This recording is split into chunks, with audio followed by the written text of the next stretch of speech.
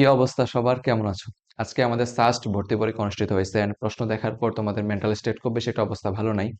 তো কঠিন প্রশ্ন, অন্যদিকে যারা সেকেন্ড টাইমার আসো 4 মার্ক কেটে যাওয়ার একটা দ্বিধাদ্বন্দ্ব, সব মিলে একটা বাজে অবস্থা। আজকের এই ক্লাসে মূলত আমি সাস্টের কোয়েশ্চেনটাকে অ্যানালাইসিস করার চেষ্টা করব, কাট মার্ক প্রেডিক্ট করার চেষ্টা করব, এন্ড এই পরীক্ষার শেষে তোমার করণীয় কি সেটা নিয়ে কথা বলতে চেষ্টা করব।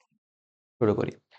প্রশ্ন অ্যানালাইসিস করতে গেলে সাস্টের মোট সিট সংখ্যা হচ্ছে 955টা, অর্থাৎ এবার টোটাল 955টা সিটের বিরুদ্ধে স্টুডেন্টরা ফাইট করবে। এই 955টা সিটের বিরুদ্ধে তোমরা যে পরীক্ষা দিতেছো, টোটাল 80 মার্কের পরীক্ষা ছিল, আমাদের 1.5 ঘন্টার পরীক্ষা। আমরা পিসিএমবি প্রতিটাতে 20 মার্ক করে 20 মার্ক করে টোটাল 80 মার্কের পরীক্ষা অংশগ্রহণ করছি। তাহলে যেহেতু এবার কোনো ইউনিভার্সিটি তাদের কথা রাখে নাই, প্রত্যেকটা ইউনিভার্সিটি শর্টের বাইরে প্রশ্ন দিছে, রাষ্ট্র তার ব্যতিক্রম কিছু করে নাই। ফিজিক্স পার্টটা নিয়ে কথা বলতে গেলে দেখা যাচ্ছে প্রায় 6 থেকে 7টা কোয়েশ্চেন, মানে জাস্ট চৌম্বক পার্ট থেকে দুইটা দুইটা চ্যাপ্টার থেকে প্রায় 3টা কোয়েশ্চেন আসতে দেখা যাচ্ছে। অর্থাৎ ফিজিক্সের 6 থেকে 7টা কোয়েশ্চেন শর্ট সিলেবাসের বাইরে ছিল, যেগুলো ইউজুয়ালি স্টুডেন্টরা এতটা মানে গেট ইউজ টু না, তারা এগুলো পড়ে নাই। এবং ট্রিকি কোয়েশ্চেন বলতে গেলে ট্রিকি কোয়েশ্চেনও 1-2টা ছিল, লাইক অপবৃত্ত সংক্রান্ত ফোকাস দূরত্বের একটা ম্যাথ দিচ্ছে, এটা ইনস্ট্যান্সে আসে না, কিছুটা কাজ করা লাগে। তো এই টাইপের যদি 6 থেকে 7টা প্রশ্ন আউট অফ সিলেবাস, 1 থেকে 2টা ট্রিকি কোশ্চেন কেউ আমরা নজরে রাখি, তাহলে একটা স্টুডেন্ট 20 মার্কের মধ্যে যদি 12 মার্ক সিকিউর করতে পারে, তাহলে সে সেফ পজিশনে আছে। তাহলে আমি আশা করে রাখতেছি যাদের খুব ভালো প্রস্তুতি ছিল, পড়ছো তোমরা, পরিশ্রম করছো, তাদের মিনিমাম 12 মার্ক হাতে থাকতেছে। দেন কেমিস্ট্রির কথা যদি বলতে চাই, বাজাইছে প্রশ্ন ভালো লেভেলেই। কেমিস্ট্রিতে তো শর্ট সিলেবাস ফুল সিলেবাস কিছু হয় না ভাইয়া, যেই অল্প অল্প খন্ড খন্ড দেওয়া থাকে, আমরা পুরা চ্যাপ্টারটাই পড়ে নিই। পড়ার সময় তো টপিক হিসাব করে পড়ি নাই। ওই কেমিস্ট্রিতে যে পরিমাণ মুখস্থ বিদ্যার ম্যাথ আসছে, ইঞ্জিনিয়ারিং এর অ্যাসপিরেন্ট যারা আসো, মুখস্থ বিদ্যা যাদের খুব বেশি উইক, তারা খুব বেশি এটা প্রশ্নের সুবিধা করতে পারবে না। এন্ড আমি লাইক প্রশ্ন দেখতেছিলাম, পড়তেছিলাম, আর বলতে সারছে প্রশ্ন তো বাজায় দিছে। ব্যক্তি ভাবছিলাম ফিজিক্সে বাজায় দিবে, দেখুন দেখি কেমিস্ট্রিতে বাজায় দিতেছে। এন্ড যেই পরিমাণ প্রশ্ন হয়েছে, যদি খুব ভালো প্রস্তুতি থাকে কোনো একজন ব্যক্তি এখানে 10 মার্কের মধ্যে আরামসে রাখতে পারে। আরামসে হবে না, একটু কষ্ট করতে হবে। আশা করি এখানে মোটামুটি 10 এর মতো মার্ক তোমরা রাখতে পারবে। ম্যাথ এন্ড বায়োলজি নিয়ে কথা বলতে চাই, বায়োলজি নিয়ে কথা বলতে চাই, বলবো। ম্যাথ নিয়ে কথা বলতে চাইলে ম্যাথের প্রশ্ন প্লাবন কঠিন ছিল না। বেসিস, ফার্স্ট ম্যাথ কোনো কঠিন ছিল না। ইঞ্জিনিয়ারিং প্রস্তুতি নেওয়া প্রত্যেকটা স্টুডেন্টের ম্যাথ স্ট্রং থাকে, এন্ড তার আলোকে যে টাইপের প্রশ্ন আসছে, প্রশ্ন সহজ, like integration of x plus root x আমরা কত করছি, এটা লাইক আবদ্ধ ক্ষেত্রে ক্ষেত্রফল, লাইক অপবৃত্ততে কনসেপ্ট কোনটা পরিবর্তিত হচ্ছে। তো ছোট ছোট প্রশ্ন প্রত্যেকটা ইঞ্জিনিয়ারিং ক্যান্ডিডেটের করা হয়েছে। তো এখানে স্টুডেন্টরা কিছুটা বেনিফিট পাবে, যাদের প্রস্তুতি সহ মানে গুছানো ছিল। এখানে কোনো একজন ব্যক্তি খুব সহজেই 20-এর মধ্যে চাইলে 17 থেকে 18 রাখতে পারেন, ইজি। বায়োলজির প্রশ্ন যেই লেভেলে বাজায় দিছে, আমার মনে হয় আসলে এই মেডিকেলের প্রশ্ন করার দায়িত্ব শাস্ত্রে দেওয়া উচিত। এইবার ভর্তি পরীক্ষা প্রত্যেকটা ইউনিভার্সিটি কি শুরু করছে বুঝলাম না, কি এক কেলমা দেখাইতেছে বস। লাইক ম্যাথ প্রশ্ন সোজা করে, বায়ো প্রশ্ন কঠিন করে দেয়। যেমন আপনারাই চিন্তা করে দেখেন, ঢাবির কথা চিন্তা করে দেখেন, ঢাবি তো করে নাই, ঢাবি ফিজিক্স পার্টটা কঠিন করে দিছিল। ফার্স্টে বিলাইক অনেক পোলাপান এমন ছিল যারা ম্যাথ স্কিপ করে ইংলিশ জাগানোর চিন্তা করছে, ভাবছে বায়োলজিক্যাল ইউনিটে পড়া নিমু, কষ্ট নাই, আমার তো ম্যাথ অপশনাল সাবজেক্ট, আমি ম্যাথটা স্কিপ করে ইংলিশ জায়গায় দিমু, বায়োলজি রেখে দিমু। এন্ড যারা আসো, তোমাদের জন্য রেস্ট ইন পিস, দেখো তোমরা। বায়োলজি যথেষ্ট কঠিন প্রশ্ন হয়েছে। এই প্রশ্নে 7 থেকে 8 তোলা সেলুট বস, 7 থেকে 8 তোলা টাফ।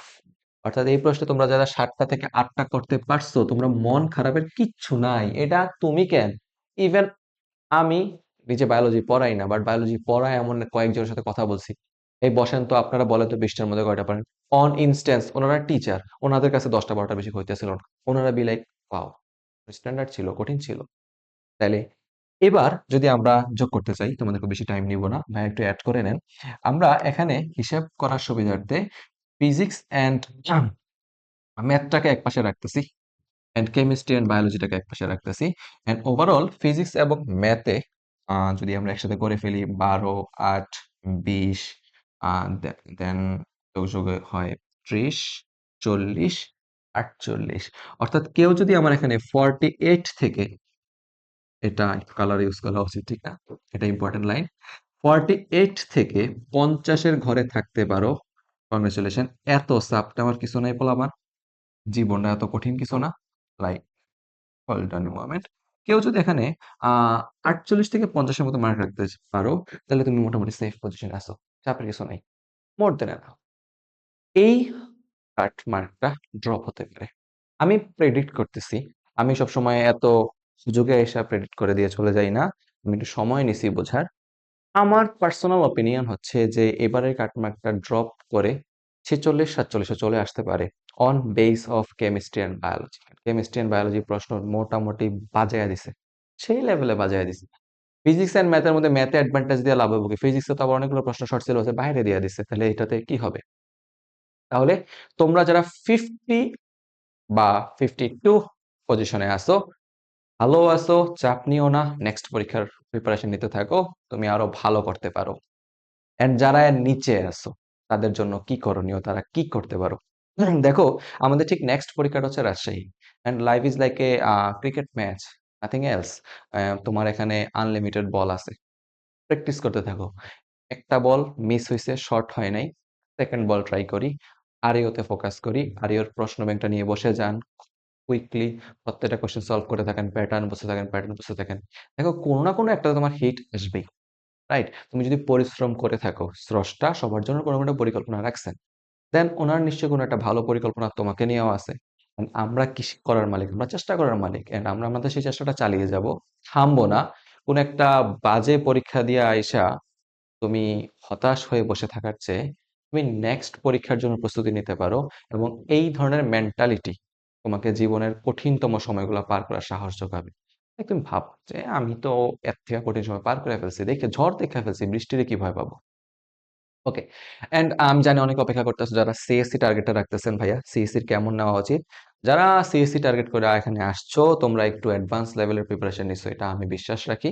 এন্ড তোমাদের জন্য এই প্রশ্নে তোমরা যদি 80-র মধ্যে, যেহেতু তোমাদের সিএসসি জাস্ট 100টা সিট আছে, এটা 250টা সিটের মধ্যে ফিল হয়ে যায় প্রত্যেকবার সাস্টের সিএসসি। আমরা দেখি 180 থেকে 220 এর মধ্যে ফিল্ড আপ হয়ে যায়, এটা এর বেশি যাবে না, যাবে না বলে লাভ নাই। তো এই পজিশনে আসার জন্য তোমাকে অবশ্যই 80-র মধ্যে, অন বেসিস অফ 80, 65 থেকে 67 মার্ক থাকা লাগবে। জি, এই কঠিন প্রশ্নেই আপনাদেরকে 65 থেকে 67 মার্ক যদি রাখতে পারেন, তাহলে হ্যাঁ, হ্যাঁ, তুমি সিএসসি পাইতে পারো। এখন এটা অনেক কিছুর উপর ডিপেন্ড করতেছে, এই মার্কস কিছুটা কমতে পারে, বাড়তেও পারে, বলা যাচ্ছে না। কারণ শুরুর দিকের যে টপ 300 পোলাপান থাকে, তারা একটু অন্যরকম স্টুডেন্ট, এন্ড তাদের মধ্যে মার্কস 80-তে 70 পাওয়া যাওয়া তখন টাফ কিছু না। তাই আসলে কোন একটা ইউনিভার্সিটির একটা প্রিসাইজ সাবজেক্টকে টার্গেট করে কথা বলা খুব টাফ, এটা বলা যাচ্ছে না। হ্যাঁ, কাটমার্কটা প্রেডিক্ট করা যেতে পারে যে এমন এমন হবে। তোমরা প্লিজ কাটমার্ক প্রেডিকশনের সময় গত বছরের প্রশ্নের সাথে মিলাবে না, গত বছরের মেরিট অ্যানালাইসিস করবে না।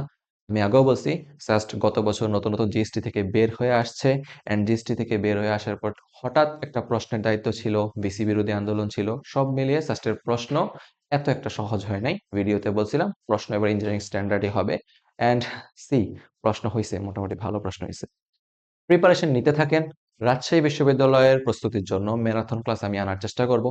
এন্ড দেখা হচ্ছে অন্য কোনো ভিডিওতে। আল্লাহ হাফেজ। ক্যাম্পাসে সবার সাথে অবশ্যই দেখা হবে।